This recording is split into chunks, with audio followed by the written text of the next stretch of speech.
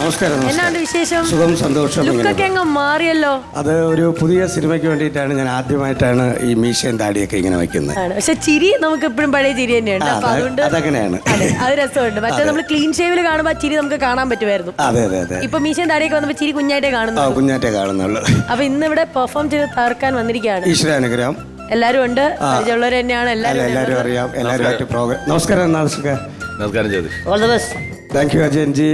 ചേച്ചി സുഖമാണല്ലോ? ഒരുപാട് മാറിപ്പോയാള്.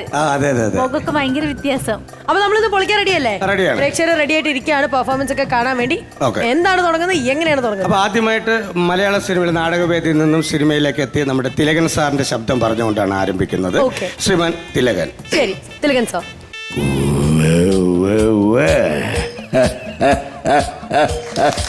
ഫുട്ബോളിന്റെ സ്പന്ദനം കാലിലല്ല ഗ്രൗണ്ടിലാണെന്ന് വിശ്വസിക്കുന്നവരെ ഞാൻ എന്നോട്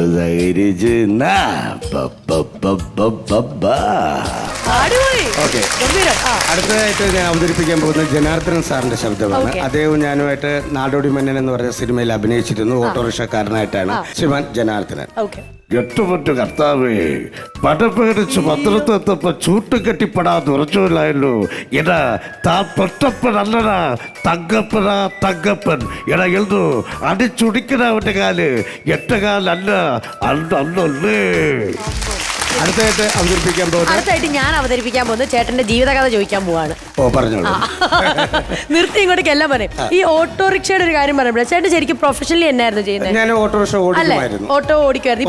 ഇപ്പൊ ഓടിക്കുന്നില്ല. എന്നാലും അതുകൊണ്ടാണ് എനിക്ക് ഓട്ടോറിക്ഷ ക്യാരക്ടേഴ്സ് ഏറ്റവും കൂടുതൽ കിട്ടിക്കൊണ്ടിരുന്നത്. അപ്പൊ ഈ ഓട്ടോ ഓടിക്കുന്ന സമയത്ത് ഈ വരുന്ന പോലെ നമ്മുടെ കസ്റ്റമേഴ്സ് ഒക്കെ വരുമ്പോ അവരോടൊക്കെ നമ്മൾ കോമഡി സംസാരിക്കാറുണ്ട്. അതുമല്ല ഏറ്റവും കൂടുതൽ എന്ന് പറയുമ്പോൾ നമ്മൾ ഓട്ടോറിക്ഷ ഈ കൊറോണ സമയത്തൊക്കെ ഞാൻ ഒത്തിരി ജോലിക്ക് പുറത്ത് പോയിട്ടുണ്ട്. അപ്പോൾ ഓട്ടോറിക്ഷ ഓടിക്കാൻ വേണ്ടി പോയിട്ടുണ്ട്. അല്ലാതെ നമ്മുടെ ആശാരിപ്പണിക്ക് എൻ്റെ വീടിനടുത്തുള്ള എൻ്റെ പ്രിയ സുഹൃത്ത് അനിലാണ് എന്നെ കൊണ്ടുപോയിക്കൊണ്ടിരുന്നത്. അപ്പോൾ അദ്ദേഹത്തിൻ്റെ കൂടെയൊക്കെ ഞാൻ ഒത്തിരി വർക്ക് ചെയ്തിരുന്നു. അപ്പോൾ ഇപ്പോഴെനിക്കൊരു കാര്യം എന്ന് പറഞ്ഞു കഴിഞ്ഞാൽ നമ്മുടെ ഏരിയയിലൊക്കെ പോയിട്ട് ഒരാളുടെ ഒരു 500 രൂപ കടം ചോദിച്ചാൽ അപ്പോഴും തരും. അത്രയ്ക്ക് ഒരു ബന്ധം? അല്ല, ബന്ധമല്ല, ജോലിക്ക് പോകുന്നുണ്ട്. ഈ സീരിയൽ എന്ന് പറഞ്ഞിട്ട് ഞാൻ വീട്ടിലിരിക്കുന്നില്ല, അതിന് ജോലിക്ക് പോകുന്നുണ്ട്. അവർ കട ചോദിച്ചാൽ എന്തായിരുന്നാലും ജോലി കഴിഞ്ഞിട്ട് കിട്ടും എന്നുള്ളൊരു വിശ്വാസം അവർക്കുള്ളതുകൊണ്ട് അവർ 500 രൂപ കടം. അതാണല്ല, അതുമല്ല എന്നെ ഒത്തിരി നമ്മുടെ ഫീൽഡിൽ പറയുകയാണെങ്കിൽ ഇപ്പോൾ നാദൃശ്രീ ഇവിടെ ഇരിപ്പുണ്ട്. അദ്ദേഹത്തിനോട് ഞാനൊരു കാര്യം ആവേശപ്പെടുന്നതിന് തൊട്ട് മുമ്പ് തന്നെ അയ്യോ അന്നൊക്കെ എന്ന് പറഞ്ഞാൽ അയച്ചതെന്നൊക്കെ ഒരു 5 ലക്ഷത്തിൻ്റെ പവറായിരുന്നു എനിക്ക് അത്രയും ബുദ്ധിമുട്ടി നിന്ന സമയത്തൊക്കെ ഇക്ക എന്നെ വളരെയധികം സഹായിച്ചിട്ടുണ്ട്. അതിലെനിക്ക് എന്നും ഞാൻ അത് കടപ്പെട്ടിരിക്കുന്നു. സന്തോഷം. ആരുടെയും പറയില്ലെന്ന് എന്നോട് പ്രത്യേകം പറഞ്ഞിട്ടാണ് ഈ ഫ്ലോറിൽ അത് പറയണമെന്നുണ്ടായിരുന്നു, അതുകൊണ്ടാണ് പറഞ്ഞത്. അപ്പൊ അടുത്തതായിട്ട് നമ്മുടെ എല്ലാം പ്രിയങ്കരൻ ശ്രീ ജഗതി ശ്രീകുമാർ. അദ്ദേഹത്തിന്റെ ശബ്ദമാണ് അവതരിപ്പിക്കുന്നത്. ശ്രീമാൻ ജഗതി ശ്രീകുമാർ. എന്തോ താടേ ഇത് വിറ്റാമിനിക്കിട്ട് ദുർഗു വെട്ടോ വിളിച്ചൊന്ന് കാണാനില്ലല്ലോ. ആ തിരിയൊന്ന് പൊക്കി വയ്ക്കാൻ എല്ലാം വാങ്ങിച്ചു വെക്കാൻ ഞാൻ തീർക്കാ തീയും 24 മണിക്കൂറിനകം എവിടെ കൊണ്ട് ഇവിടെ ഇറങ്ങിയില്ലാത്തുണ്ടെങ്കിൽ എന്റെ ശവളെ കൊണ്ട് തീറ്റിക്കും. പോയിക്കട ദുർഗു വേട്ടെ. അടുത്തതായിട്ട് ഞാൻ അവതരിപ്പിക്കാൻ പോകുന്നത് നമ്മുടെ പഴയകാല മലയാള സിനിമയിൽ ഇന്ന് ജീവിച്ചിരിക്കുന്നതിൽ ഏറ്റവും പ്രായമുള്ള നമ്മുടെ എല്ലാം പ്രിയങ്കരനായ മധു സാറിന്റെ ശബ്ദമാണ് അവതരിപ്പിക്കുന്നത്. ശ്രീമാൻ മധു. മോനി രാഘവ, ആ കല്യാണിയമ്മയുടെ മകൻ രാജേഷ്മിയുമായി നിനക്ക് എന്താടാ ബന്ധം? ചോദിച്ചു കേട്ടില്ലേ? പ്രേമൂന്നും മണ്ണാങ്കട്ടയെന്നും പറഞ്ഞ് പുറകെ അടഞ്ഞിട്ട് ഇപ്പൊ എല്ലാം കഴിഞ്ഞപ്പോ അവിടെ വേണ്ടെന്നായി. ഇറങ്ങിപ്പോടാ എൻ്റെ മുമ്പിൽ നിന്ന്, ഇറങ്ങിപ്പോവാൻ. കയറി വന്ന പോലെ തോന്നി. അത് ഞാനൊരു വികാര ജീവിയാണ്, എന്നോട് സഹകരിച്ചാൽ ഇത് കേൾപ്പി മറ്റത് ചിലപ്പോൾ കയറി വന്നായിരിക്കാം, കുഴപ്പമില്ല, കേൾക്കുന്ന ആളുടെ അല്ലേ.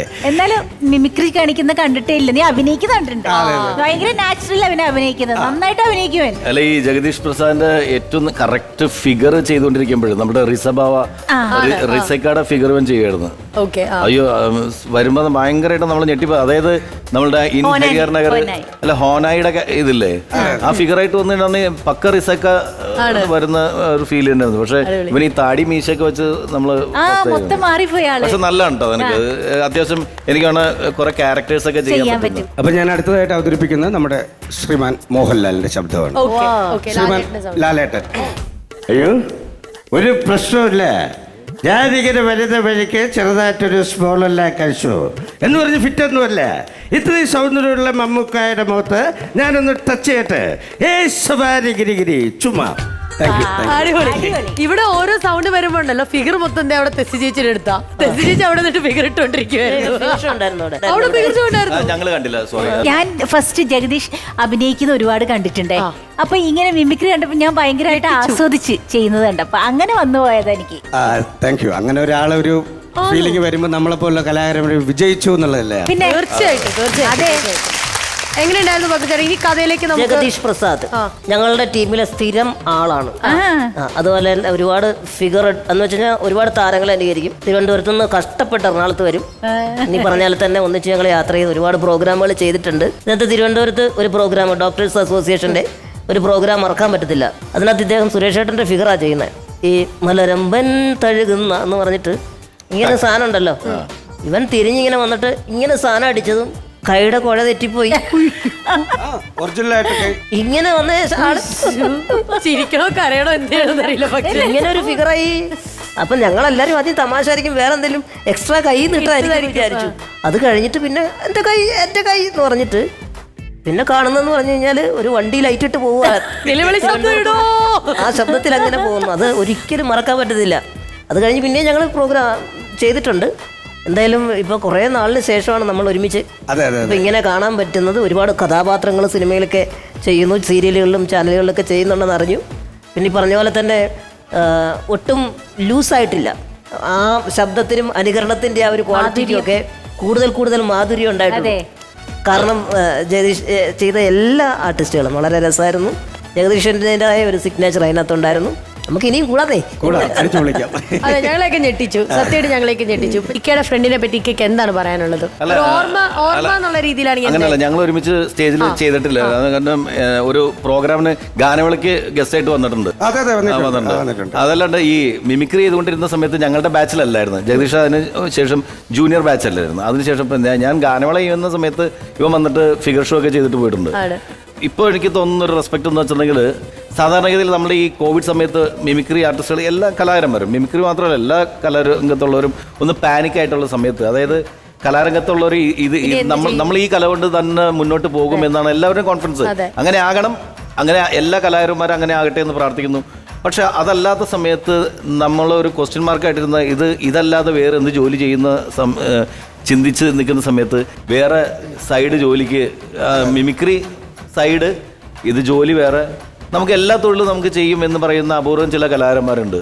കാരണം ഞാൻ മിമിക്രിക്കാരനാണ്, അല്ലെങ്കിൽ എനിക്ക് വേറെ തൊഴിലൊന്നും ചെയ്യാൻ പറ്റില്ല, അല്ലെങ്കിൽ ഞാൻ പാട്ടുകാരനാണ്, അല്ലെങ്കിൽ ഞാൻ നന്നായിട്ട് വരയ്ക്കണം, എനിക്ക് വേറെ തൊഴിൽ ചെയ്യേണ്ട എന്ന് വിചാരിച്ചിരിക്കുന്ന കലാകാരന്മാരുടെ കൂട്ടത്തിൽ എന്ത് തൊഴിലും ഞാൻ ചെയ്യും എന്ന് പറഞ്ഞിട്ട് മുന്നിട്ടിറങ്ങുന്ന ആ ഒരു റെസ്പെക്റ്റ് ഇപ്പോഴും എത്രയോ നാളിന് ശേഷമായിരിക്കും ചിലപ്പോൾ ഈ ശബ്ദങ്ങൾ അനുകരിച്ചിരിക്കുന്നത്. അപ്പോൾ ആ ശബ്ദങ്ങളൊക്കെ അതേ പെർഫെക്ഷനിൽ തന്നെ ഇപ്പോഴും ചെയ്യാൻ സാധിക്കുന്നു എന്ന് പറയുന്നത് ആ കലാകാരൻ മനസ്സിലുള്ളതിൻ്റെ പേരിൽ, ശരീരത്തിലുള്ളതിൻ്റെ പേരിൽ തന്നെയാണ്. അത് വളർച്ചയുടെ പടവുകൾ താണ്ടാനായിട്ട് സാധിക്കട്ടെ എന്ന് ആത്മാർത്ഥമായി പ്രാർത്ഥിക്കുന്നു.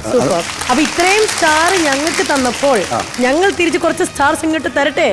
തരണം. നക്ഷത്രങ്ങൾ തരാൻ പോവുകയാണ്. Okay masters. അല്ല, ജഗദീഷ് പ്രസാദിനെ സംബന്ധിച്ച് നമ്മളിപ്പോ ഇങ്ങനെ സ്റ്റാർ റേറ്റിംഗ് കാര്യങ്ങളുണ്ട്. അവൻ സ്റ്റാറാണ്. നമ്മൾ ശരിക്കും പറഞ്ഞാൽ 5 സ്റ്റാർ കൊടുക്കേണ്ട ആളാണ്. അപ്പൊ 1 സ്റ്റാർ അവനുണ്ട് അവിടെ. ബാക്കി 4 സ്റ്റാർ നമ്മൾ 4 പേരും കൂടി കൊടുക്കുന്നു. 4 സ്റ്റാർ. നമ്മുടെ സ്നേഹം സ്റ്റാർ ആയിട്ട് തരികയാണ്. 4 സ്റ്റാർ ലഭിക്കും. സൂപ്പർ.